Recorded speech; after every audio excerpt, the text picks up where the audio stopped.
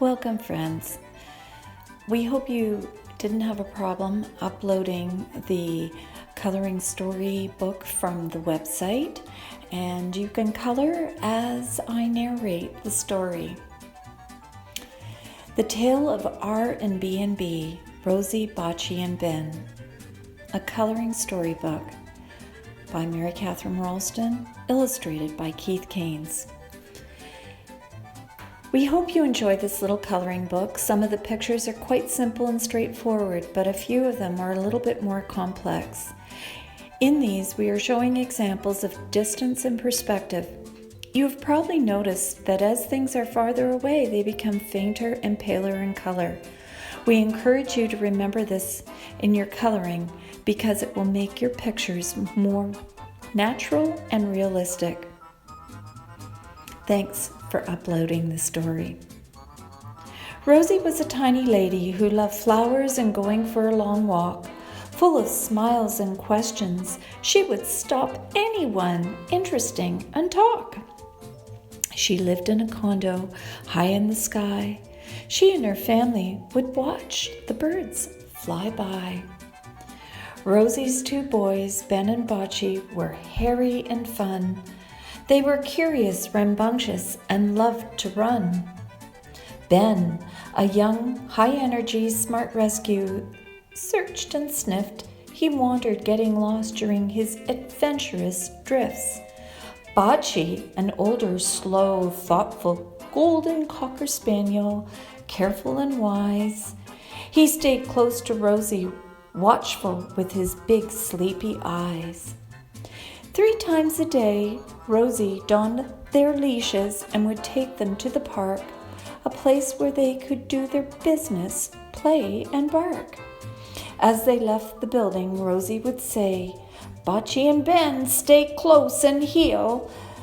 Bocce dutifully listened, but Ben's vim and vigor created an ordeal. Every time Rosie would stop and visit with someone new on the street, Ben would pull Rosie, causing her to fall to her feet. Rosie would scream, "Ben, get over here now!" Bocce would patiently sit by her, wrinkling his brow. Ben would return, jumping on her tummy and licking her face. Struggling, Rosie would stand up, shake her head, sigh, and resume the walking pace.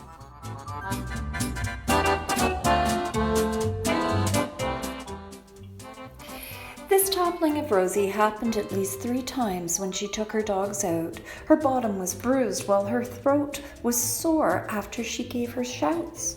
One night, stiff and shuffling, Rosie looked at her boys, rubbing her chin. "I need to find a solution, something to keep the boys together so they can walk calm side by side like twins." Off Rosie marched to the local pet store. Here she found a leash coupler, something to keep the boys together so Ben wouldn't bolt anymore. That rainy night, Rosie tried the joiner that would keep the leashes together.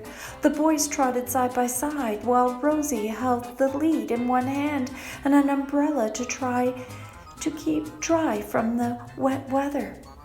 Until Ben saw a scampering alley cat. In a flash, Ben chased the kitty under and through Rosie's legs, pulling Bocce, and you guessed it, Rosie went flat. Twisted in leashes, sitting in a big puddle, Rosie screamed, "Bocce and Ben! Goodness gracious, gee whiz! How could this happen again?" Back home, while the dogs were snuggled on their pillow bed, Rosie looked on her tablet and saw another coupler that was one line and solid red. The price is high and lacks pizzazz. I think I can make one cheaper that has stylin' artsy jazz. Rosie got to work creating couplers with patterns that were fun. She tested her design, making sure that the boys didn't tangle themselves or anyone. From then on, Rosie relaxed as she chatted and walked her boys without any screams or frustrating mumbles.